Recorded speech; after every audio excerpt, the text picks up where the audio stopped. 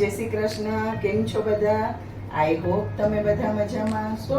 આજે તમારી સાથે શેર કરીશ ખૂબ જ હેલ્ધી અને ટેસ્ટી પરોઠાની રેસીપી, જે તમે ડિનરમાં પણ બનાવી શકો છો અને બ્રેકફાસ્ટમાં પણ બનાવી શકો છો. તો આજે આપણે બનાવીશું મગની દાળના પરોઠા. 1.5 કપ મગની દાળને મેં 2 કલાક પહેલાં પાણીમાં પલાળીને રાખેલી હતી. તમે જોઈ શકો છો આપણી દાળ એકદમ સરસ પલળી ગઈ છે. તો મેં એને પાણીમાંથી કાઢી લીધી છે. હવે દાળને મેં ગરમ પાણીમાં નાખી દીધી છે. ગરમ પાણીમાં આપણે વધારે વાર સુધી એને કૂક નથી કરવાની જરૂર, ફક્ત 5 થી 7 મિનિટ જ કૂક કરવાની છે, કેમ કે આપણી દાળ એકદમ સરસ પલળી ગઈ છે. ગરમ પાણીમાં આપણે 5 થી 7 મિનિટ દાળને કૂક કરવાની છે અને એની સાથે જ આપણે બટેટાને પણ કૂક કરવાના છે. બટેટા અહીંયા મેં કાચા જ લીધેલા છે, બાફેલા બટેટા નથી લેવાના આપણે. તો હું અહીંયા 2 કાચા બટેટા મોટા લઈ રહી છું. તમે તમારા પરોઠાની ક્વોન્ટિટી પ્રમાણે લઈ શકો છો. હું અહીંયા 8 થી 10 જણા માટે પરોઠા બનાવી રહી છું, તો હું 2 મોટા બટેટા લઈ રહી છું. બટેટાને મેં છાલ ઉતારી આ રીતે આપણે એને છીણી લેવાનું છે. બટેટાને આ રીતે પાણીમાં રાખીને જ આપણે છીણવાનું છે, નહીંતર બટેટા કાળા પડી જશે. તો મેં અહીંયા 2 બટેટા છીણી લીધા છે. હવે જે આપણે દાળ મૂકેલી છે કૂક કરવા, એની સાથે જ આપણે બટેટાને પણ કૂક કરી લઈશું. તો હું પાણીમાંથી કાઢી અને જે મગની દાળ આપણે કૂક કરવા રાખેલી છે એની સાથે જ આ બટેટા એડ કરી દઈશ. પાણી કાઢી અને હું બટેટા દાળ સાથે સ્ટીમ કરી લઈશ. બટેટા અને દાળ બંનેને 7 થી 8 મિનિટ જ કૂક કરવાનું છે. ત્યાં સુધીમાં એકદમ સરસ કૂક થઈ જશે, બટેટાનું છીણ પણ અને આપણી દાળ પણ. આ પરોઠા તમે બ્રેકફાસ્ટમાં પણ બનાવી શકો છો અને ડિનરમાં પણ બનાવી શકો છો. જો તમારે બ્રેકફાસ્ટમાં પરોઠા બનાવવા હોય તો મગની દાળને તમે રાતના જ પલાળીને રાખી શકો છો, એટલે તમે સવારમાં ઝટપટ પરોઠા બનાવી શકો. અને જો તમારે ડિનરમાં બનાવવા હોય તો ઇવનિંગના ટાઈમે 4-5 વાગે તમે પરોઠા નહીં, દાળને તમે 4-5 વાગે ઇવનિંગમાં પલાળીને રાખી શકો, તો તમે ડિનરમાં પણ બનાવી શકો છો. અને આ બાળકોને લંચ બોક્સમાં પણ આપી શકો છો. ખાવામાં ખૂબ જ ટેસ્ટી લાગશે અને હેલ્ધી પણ છે. તો તમે ડિનરમાં કે બ્રેકફાસ્ટમાં ગમે ત્યારે આ પરોઠા બનાવી શકો છો.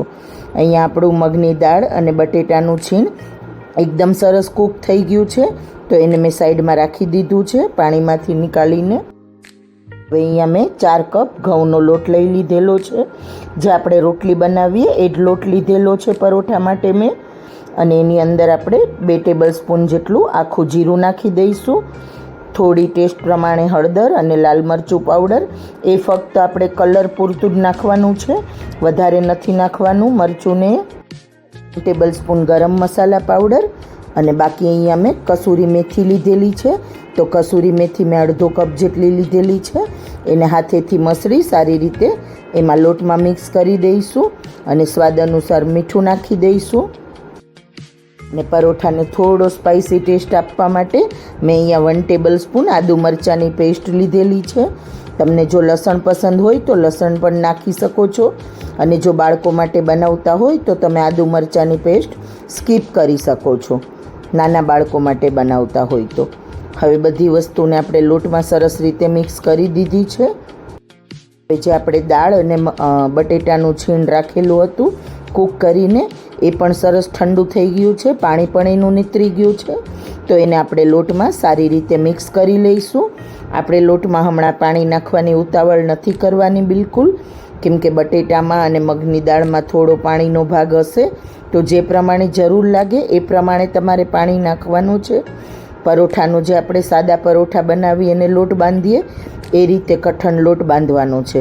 તમે જોઈ શકો છો મેં અહીંયા લોટ એકદમ કઠણ રાખેલો છે, કેમ કે બટેટાના લીધે જો વધારે આપણે ઢીલો રાખીશું તો પાછળથી લોટ વધારે ઢીલો થઈ જશે, તો પરોઠા વણવામાં તમને તકલીફ પડશે. એટલા માટે મેં અહીંયા લોટ એકદમ કઠણ રાખેલો છે. અહીંયા આપણો લોટ બંધાઈ ગયો છે. હવે આપણે થોડું તેલ નાખી લોટને સારી રીતે મસળી લઈશું અને 10 થી 15 મિનિટ માટે રેસ્ટ આપવાની કે કોઈ જ જરૂર નથી.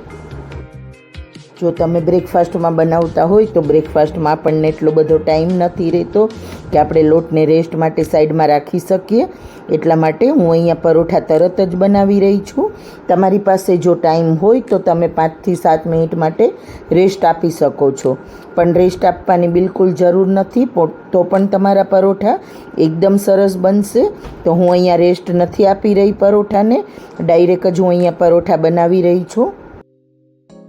તો અહીંયા મેં એક મોટો લુઓ લઈ લીધેલો છે.